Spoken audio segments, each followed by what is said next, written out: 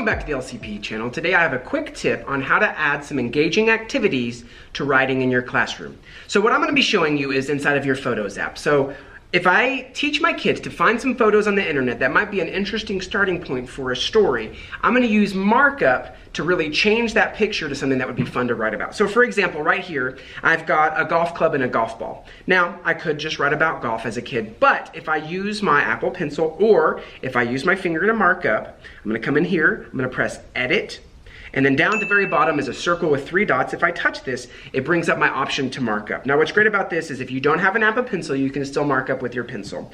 So now I can give the opportunity for those kids to add a little bit of animation to these pictures. So that's gonna make a fun story starter. So let me go ahead and just animate this just a little bit. So down at the bottom, I have all the tools that I wanna use to draw.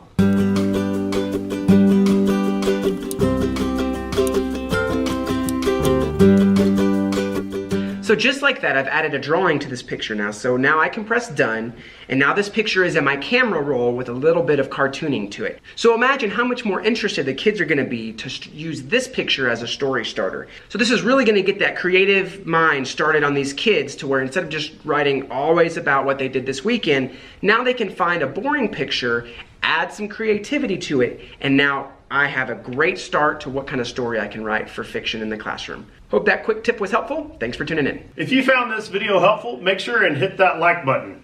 To make sure you get more videos like this, be sure to click right here to subscribe and to click the bell to make sure you get notifications.